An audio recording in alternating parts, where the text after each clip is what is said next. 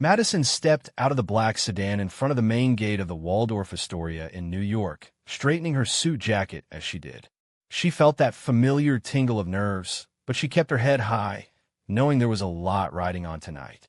Her company's future depended on the deal she was about to close with the powerful Morgan family, a family who had been running boardrooms and setting business trends in the city for what seemed like forever.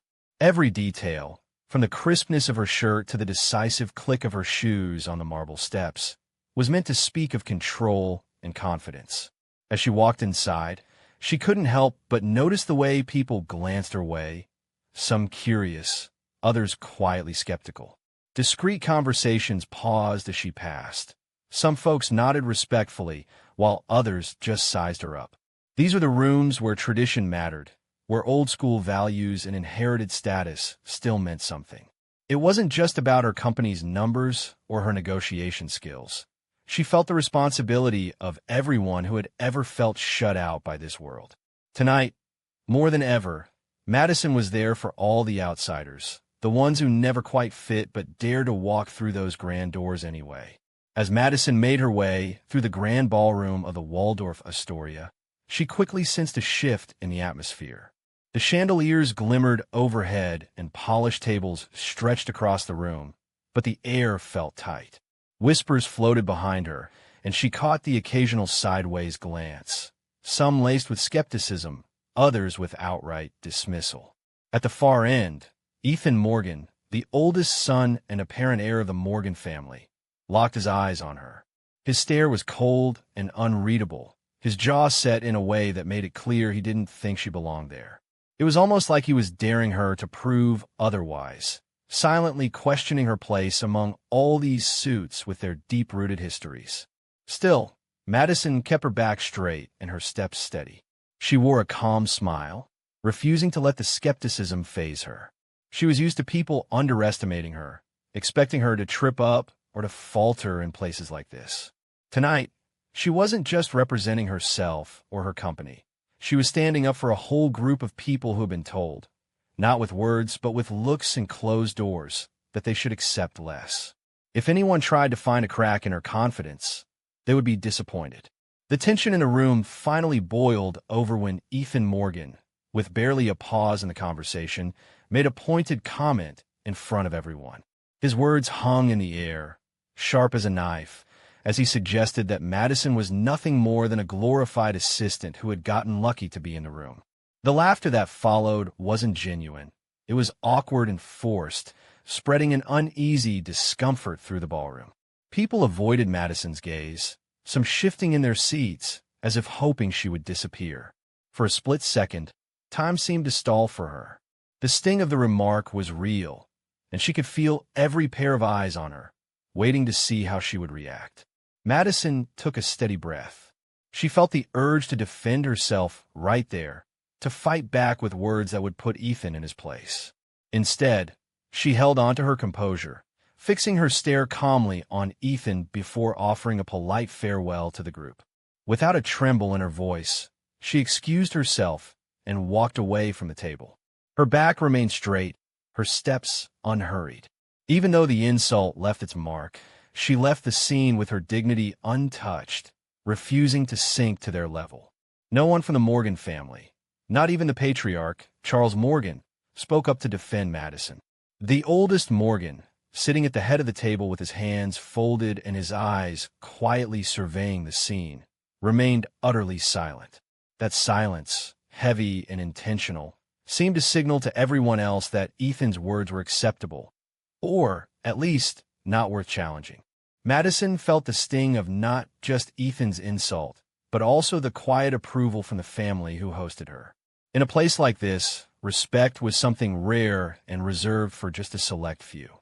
As Madison walked towards the towering double doors of the ballroom, she felt more alone than she had in a very long time. The heels of her shoes clicked against the polished floor, echoing in her ears as she replayed the moment in her head.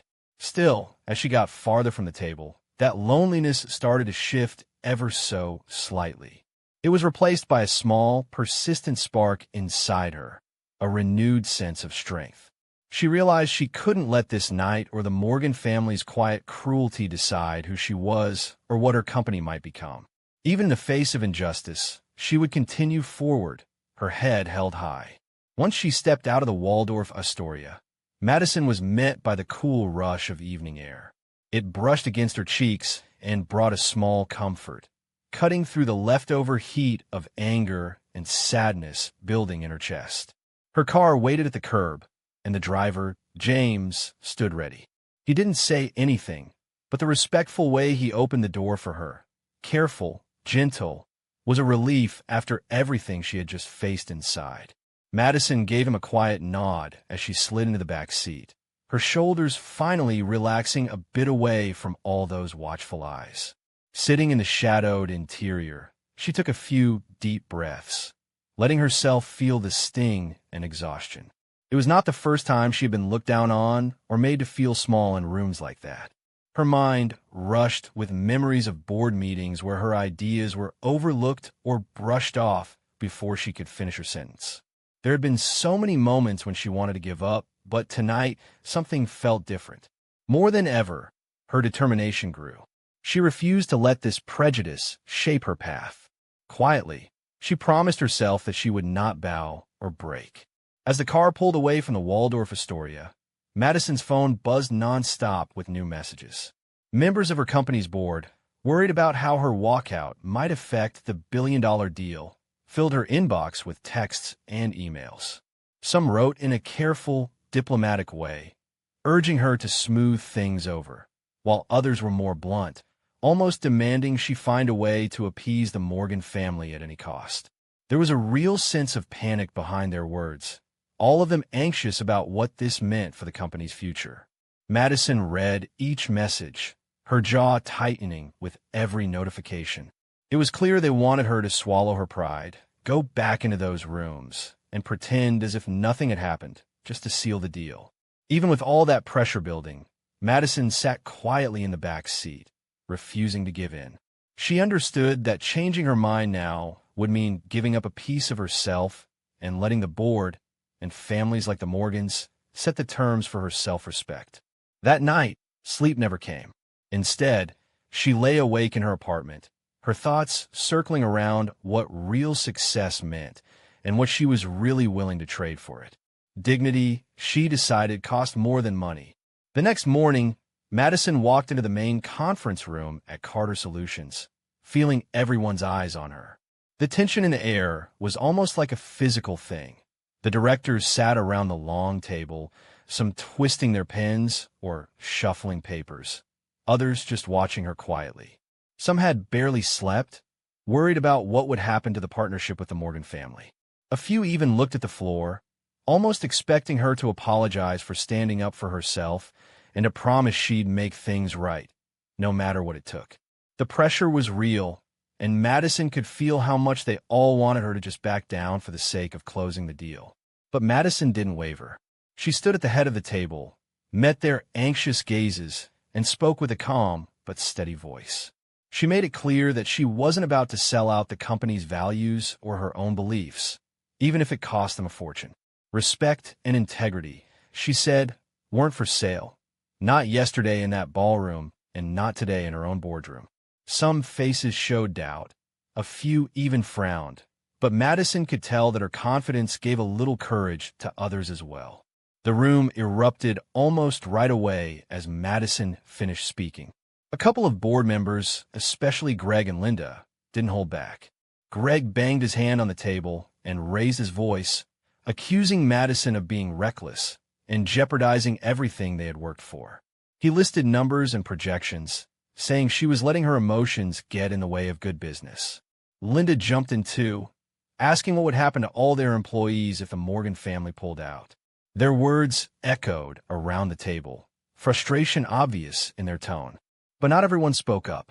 Several directors just stayed quiet, their faces thoughtful. Madison caught the eyes of Carla and David, who looked at her differently now, maybe with a bit of pride or respect. For a moment, no one seemed to know what to say next. Madison's heart pounded, but she stood her ground. She did not blink or apologize. Deep down, Madison knew there was a real risk, possibly even causing Carter Solutions to lose the biggest contract in its history. Still, she believed this stand might be the start of something far more important, something that had nothing to do with contracts or money and everything to do with their future. As word got out that the deal between Carter Solutions and the Morgan family had fallen apart, Ethan Morgan sat in his glass-walled office high above Park Avenue, watching the drama unfold. He read emails and checked his phone, quietly certain that Madison would eventually give in. In Ethan's experience, enough pressure, especially when backed by family name and billions of dollars, was always enough to force rivals into line. He thought he had seen it all before. If a contract fell apart for a day or two, people usually came back crawling. But Ethan did not realize he had misjudged Madison completely. By dismissing her values and pushing too hard, he had triggered something he could not control. Behind the scenes, news of Madison's decision was spreading quickly through the business world. Other companies, hearing about her stand, began quietly reconsidering their own partnerships with the Morgans. Some wondered if the power behind the Morgan name was slipping and if it was time to challenge them too. For the first time, those tiny hairline cracks started to appear in the carefully polished legacy of the Morgan family. The empire that once seemed untouchable was now beginning to show real signs of strain. A few hours later, Madison found herself walking up the steps to the stage at a crowded press conference in Midtown Manhattan. Dozens of reporters waited, cameras flashing and microphones ready, eager to hear her side of the story after all the rumors swirling since morning. Madison wore a plain white suit. Nothing flashy, just something that felt honest and true to herself. Standing at the podium, with the bright lights pointing at her and the soft crowd, noise fading, she took a steady breath. Madison looked directly at the journalists in front of her. She spoke calmly and didn't rush, telling everyone that no amount of money, not even billions of dollars, was worth more than her self-respect. She made it clear that her decision was about dignity and not for sale at any price. As her words echoed across the hall, some in the room frowned in disbelief, while others nodded, surprised to hear such honesty. By the time she finished, it was clear her simple message was already starting to spark something bigger. Even before she stepped away from the podium, newsrooms and business leaders began debating what real integrity should look like in the boardrooms of America. It did not take long for Madison's press conference to catch fire online. Within hours, clips of her speech were everywhere, shared on Facebook walls, trending on Twitter, and debated in comment sections all across the country. People seemed to have strong opinions, splitting into two camps. Some called her naive, saying she was risking jobs for principles that the business world simply could not afford. But most admired her courage, sharing words of support and talking about how her stand made them rethink what they expected from leaders. Even folks who had never paid attention to corporate news before started chiming in, drawn by her honesty and the way she refused to back down after being put through public embarrassment. Back at his office, Ethan Morgan watched all this unfold, unable to hide his growing unease. He flicked through television channels and scrolled through headlines, noticing how quickly the public's sympathy had shifted away from the Morgan family and toward Madison.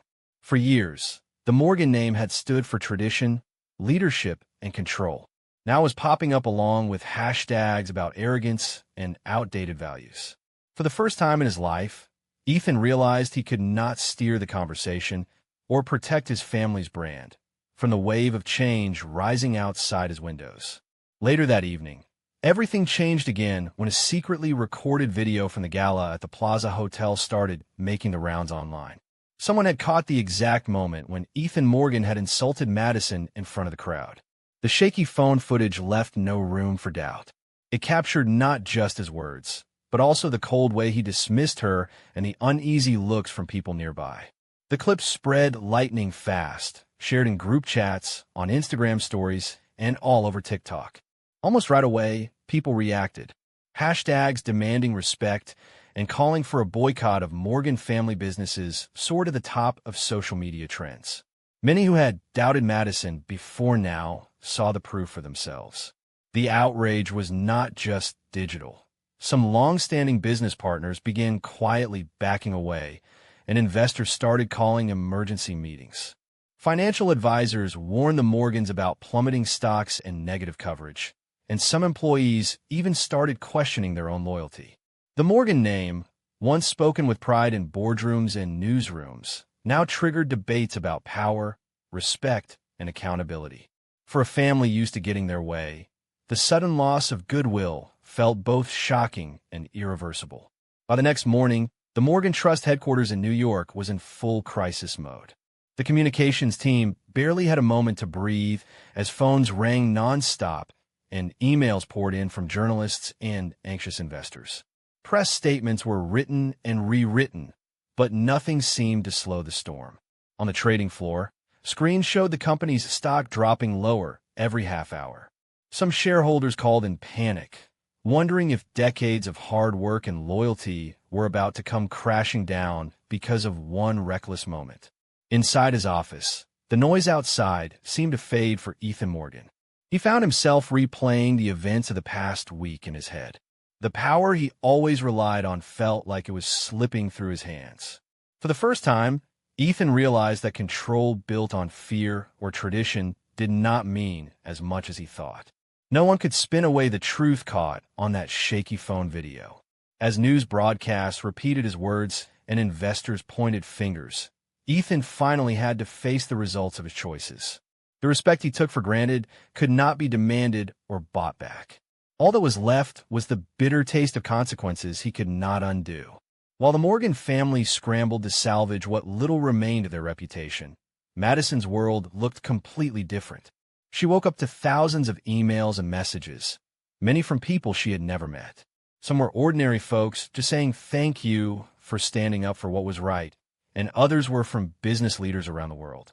A handful of companies with strong reputations for integrity and a real focus on diversity reached out directly to Carter Solutions.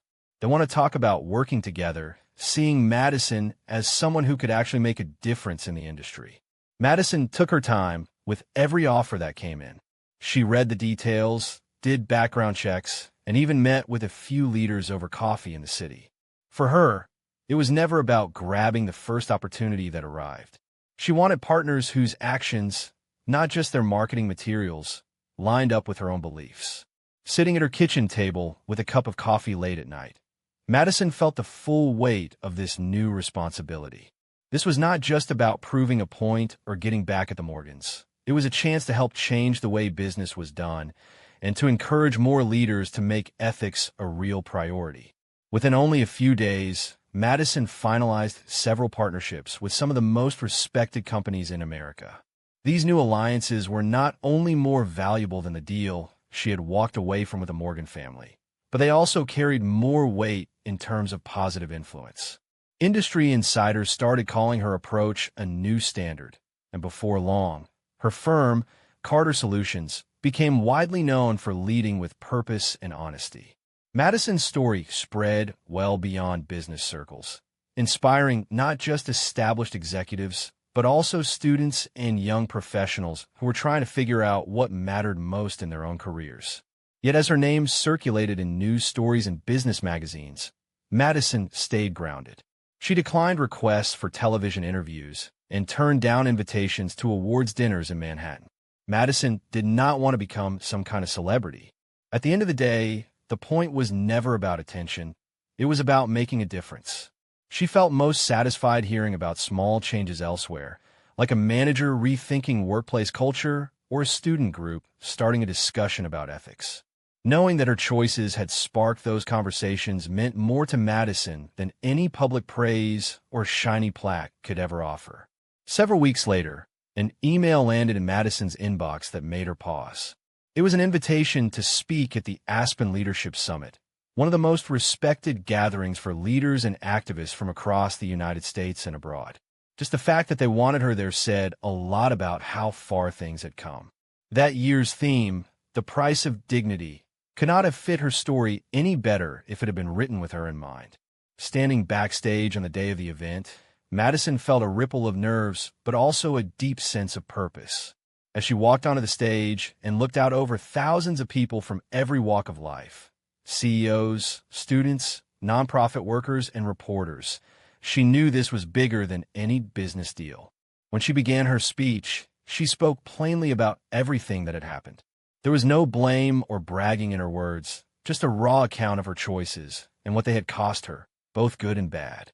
Madison talked about why treating people with respect should never be negotiable, and how true dignity could not be bought, sold, or taken away.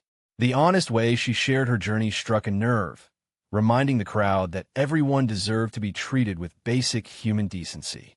The reaction to Madison's speech was quick and meaningful. Even before she left the conference hall, her words were flying across social media, picked up by students, reporters, and activists all over the country. Young people who had never met her started tagging Carter Solution in posts, saying they finally felt seen and heard. They wrote about how Madison's story helped them believe that standing up for respect and fairness was not just possible, but necessary, no matter where you came from or what obstacles you faced. Some even started their own small projects, inspired by her example, to push for better treatment in their workplaces or classrooms.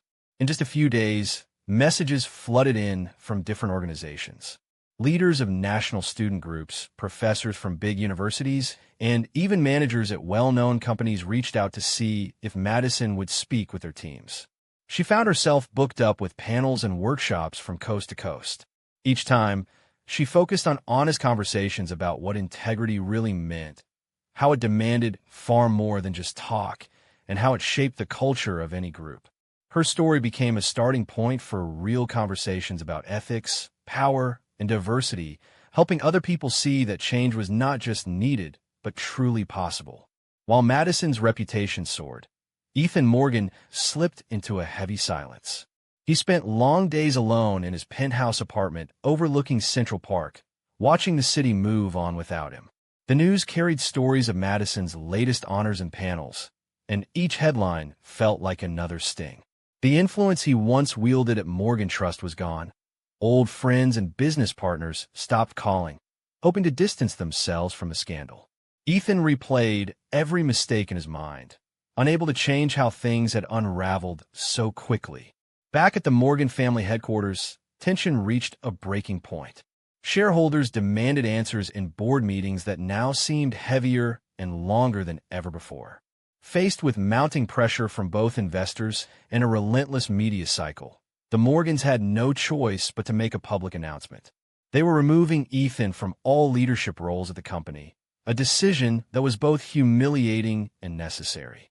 The board set out on a tough and uncertain path, bringing in outside consultants and starting a full reorganization in hopes of rescuing whatever remained of the Morgan name. For the first time in generations, there were real questions about whether the firm's legacy could ever be restored. As the months rolled by, Morgan Trust struggled to recover from the fallout. Share prices dropped steadily, and some of the oldest, most loyal partners quietly withdrew their investments, no longer wanting to be associated with the controversy. Big-name clients who had done business with the Morgans for decades announced their plans to move accounts elsewhere. Among executives on Wall Street, the Morgan family's name shifted from being a badge of honor to a warning sign. Around the city, the story became a cautionary tale about what happens when ethics get set aside for short-term gain. When people talked about arrogance or lack of integrity, it was Morgan Trust that came to mind, and the stigma seemed to cling to everything the family tried to do. At the same time, Madison's influence only grew. With each new partnership and speaking engagement, she started to help set the tone for what ethical leadership looked like in America. Young people especially looked up to her. Seeing someone succeed without bending their values made a real difference. Madison found herself mentoring students and new managers who wanted advice on navigating tough choices while staying true to themselves. Little by little, she helped show that long-term respect and progress come from doing the right thing, not just chasing the next win. One calm evening, long after the last staff member had left, Madison stood by the wide glass window in her corner office and watched the city lights flicker below. In those quiet moments, memories of every challenge and setback came back to her. The deals that fell apart, the personal doubts, the pressure to take shortcuts. She thought about the people who tried to make her feel small because she would not fit their mold, and about all those who had once been told to sit down or stay quiet for being different. Madison knew her journey was never just about her own success. Every tough decision she made had mattered for others too, the ones following in her footsteps and the ones who had already faced these battles alone. Standing there, with the city humming in the distance, Madison felt a steady kind of happiness. She realized that her biggest achievement did not sit in a bank account or on a news headline. The real win was the shift she saw happening around her. Young people refusing to settle, companies talking openly about fairness, and people all across America standing a little taller when they talked about what mattered to them. At that moment, she knew her story was no longer just her own. It now belonged to everyone who believed in the simple, unshakable truth that dignity is never up for negotiation.